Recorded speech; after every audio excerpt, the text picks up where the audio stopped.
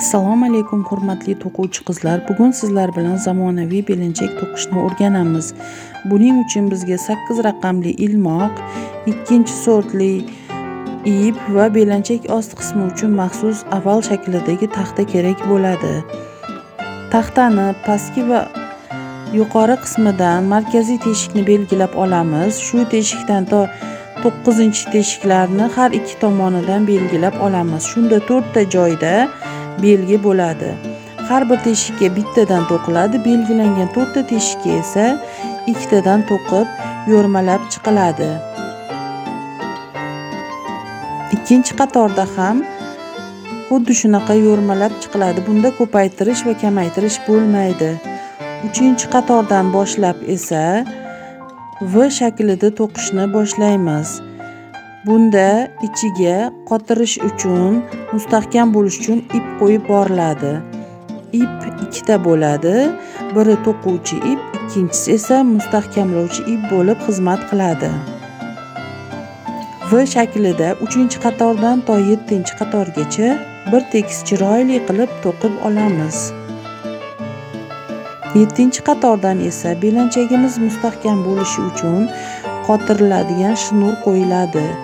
Shnurni bir tekis chiroyli qilib joylashtirib qo'yamiz va V shaklida to'qishni davom ettiramiz. Ichidagi mustahkamlovchi bo'lib xizmat qilayotgan ipni shnurni qoplab joylashtirib ketamiz. Xuddi mana videoda ko'rsatilganidek. Mana. Shunda shnur sezilmaydi, tashqi qismda ko'rilmaydi.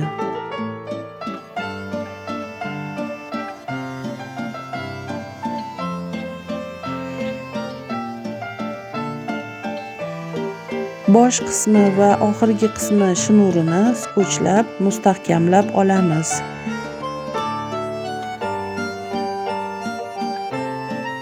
Avval shakliga mos qilib qo'yilgan shnur bir tekis va chiroyli qilib joylashtirilishi kerak.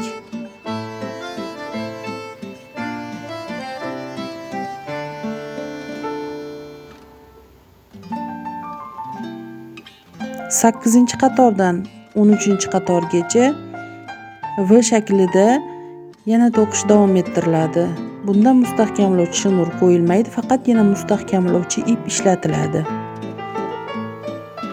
13-qatorda yana xuddi shunday qilib qotiriladigan shnur joylashtiriladi. Undan so'ng esa belanchakning ushlagichlari o'rnatiladi.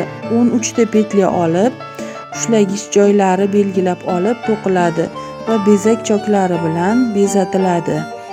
Shundan so'ng qalpoq qismi to'qish boshlanadi. Bunda qalpoq qismini 3 qismga bo'lib, o'rtadagi markaziy qism har qatorda qisqartirilib, qalpoq hosil qilinadi va belanchak bezatiladi. To'plamga mos qilib pilet to'qishni o'rganamiz. Buning uchun bizga alize halqalari tayyor ip kerak bo'ladi. 80 santimetrlik kvadrat shaklidagi piletni to'qish uchun 54 ta halqani sanab olamiz.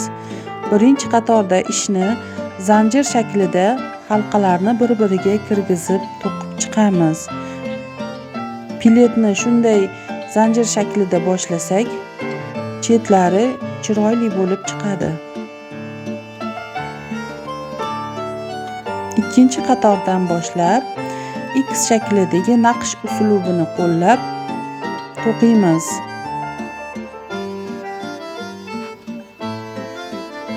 X shaklini chiqarish uchun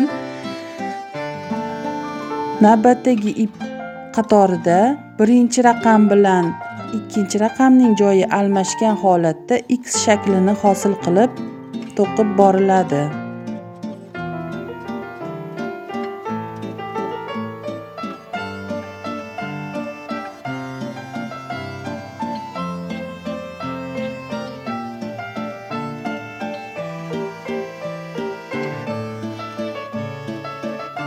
Eng oxirgi halqamiz yangi qatorning boshlanish halqasi bo'lib hisoblanadi. Halqalarning joyi har qatorda almashib bir-birini ustiga tushishi orqali chiroyli X shakli hosil bo'ladi.